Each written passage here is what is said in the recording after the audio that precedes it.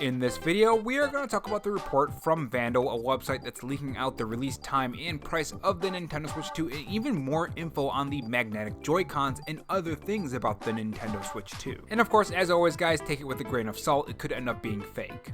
So the Nintendo Switch 2 leaks seem to keep on hitting the internet, and one of the ones that have been on my mind the most is the price of the Nintendo Switch 2. How much is Nintendo going to be making us pay for this console? Especially after that $700+ price of the PS5 Pro, which again is still insane to me. It really got me thinking, how much is Nintendo going to charge for the next big console, just like Sony is? And another big question that's been on everyone's mind, when is the Nintendo Switch 2 Direct? When is Nintendo going to reveal the Nintendo Switch 2? Because as soon as we get the reveal, then we have a better idea on when Nintendo will release the Nintendo Switch 2, sometime in 2025 obviously, but when? Even more so now that we're at the end of September, and Nintendo always does a September Nintendo Direct, but they strangely didn't do one this month. Well, it seems that Vandal has the information on this, and this is what they have to say. At Vandal, we have been talking to you for a long time about the successor to the Nintendo Switch, for now known as the Nintendo Switch 2, bringing this to the website, both official information and rumors and exclusive information that we have been able to access during these months. Today we bring you news about Nintendo's new console in the latest program of Vandal Radio, our weekly podcast that our colleague Ruben Massardo, CEO of video game accessory and peripheral company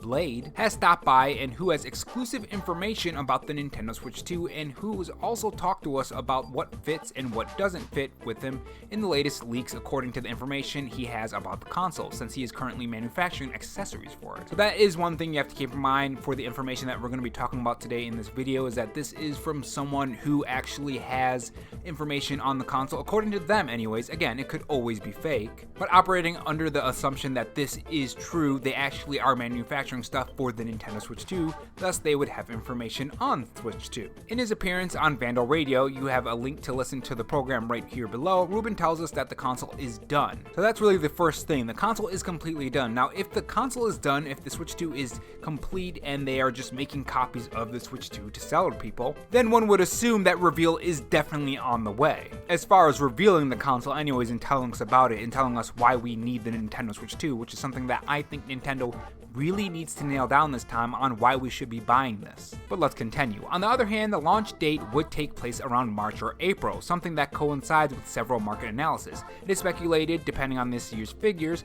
it will be launched at the end of this fiscal year, which is in the end of March. And if the figures go well, it will be launched at the beginning of next fiscal year. Now, at first, that was kind of making me scratch my head. I was thinking, well, why would it matter whether it's in March or April? That's a month apart, right? But then I thought, this is probably something for the investors or something to show on paper that they did really great in this fiscal year. If the Nintendo Switch launches within this fiscal year, then on paper they'll have a new console and it'll launch very, very well, and those initial sales before the next fiscal year will be on paper for this fiscal year, if that makes sense. And then when you go into the following one, then you'll have a new console that will give you more sales, and then at the end of that one, you'll see really great results on paper for the Nintendo Switch, which of course means more support from companies, devs, it'll make the investors happy. And when you look back, you'll see 2 fiscal years in a row that they did really fantastic. That's literally the only reason I could think of why you would be wanting to do it a month apart. But anyways, continuing. We don't have any information on the technical specifications, but Ruben can tell us about the Joy-Cons, confirming that they are magnetic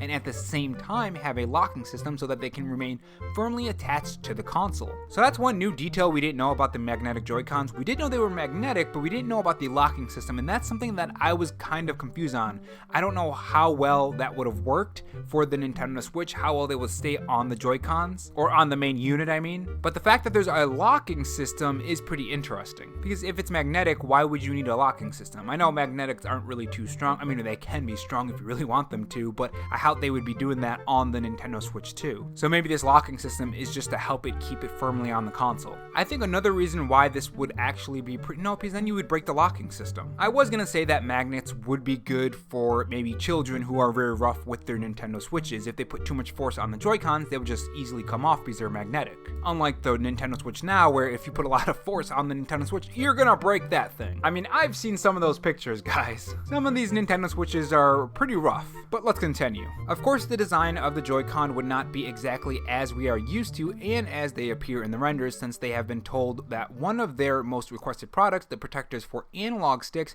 will not be able to be manufactured on this occasion, when you see the presentation, you will understand. Now, what that means to me, that you will understand when you see the presentation, is probably meaning that they're going to be having new Joy-Con sticks. And I think one of the big reasons is probably because Joy-Con drift. I would assume that they would fix that in the Nintendo Switch 2, right? And they go on to say this about that as well. They assure Ruben, so everything indicates that the analog sticks of the new Switch may be very different, and here many possibilities open up, such as opting for a flat analog stick with more integrated, or that is more integrated into the controller to prevent dust in entering.